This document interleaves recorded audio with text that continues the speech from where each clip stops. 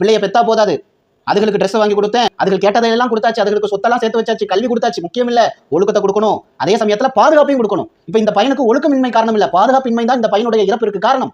பெத்தவங்க கொஞ்சம் ப்ரொடெக்டா இருந்திருந்தீங்கன்னா, கொஞ்சம் ஃப்ரெண்ட்லியா இருந்தீங்கன்னா, அந்த பிள்ளை கிட்ட போய் உட்கார்ந்து இதெல்லாம் தப்பு இல்லப்பா, அந்த ஆட்கள் மீது தான் தவறு, உன் மீது தவறு இல்ல, அம்மா நான் பாத்துக்கிறேன், அப்பா நான் பாத்துக்கிறேன்னு சொல்ல வேண்டியது பெத்தவங்களுடைய கடமை. நீங்க அதை தவறிட்டீங்க, அதுதான் உண்மை.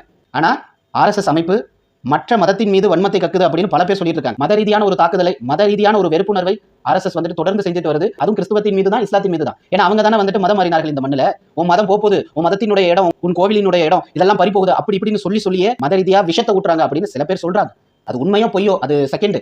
நான் என்ன சொல்றேன் அப்படின்னா, RSS அமைப்பு கண்ணியமானது, அதுல இருந்து தான் நாங்க வந்தோம்னு பல பேர் பேசி பீத்திக்கிட்டு இருக்கீங்க இல்லையா? அப்பேற்பட்ட ஒரு கண்ணியமான அமைப்பு இப்படி செயல்பட்டு இருப்பது வெட்கக்கேடு. இதனை அந்த கட்சியினுடைய, அந்த அமைப்பினுடைய மூத்த தலைவர்களை தட்டி கேட்க வேண்டும், மற்ற நடவடிக்கைகள் எடுக்க வேண்டும். நிச்சயமாக வந்துட்டு இறந்து போன அந்த பையனுக்கு நீதி கிடைக்க வேண்டும். இன்னொரு இறப்பு இதுபோல் ஏற்படாமல் இருக்க நாமும் நம் பிள்ளைகளை பேணி பாதுகாப்போம் என்பதனை கூறி வருத்தத்தோடு விடைபெற்றுக் கொள்கிறேன். இன்னொரு வீடியோவில் சந்திப்போம். அதுவரை தற்காலிகமாக விடைபெற்றுக் கொள்கிறேன். நன்றி, வணக்கம். நன்றி.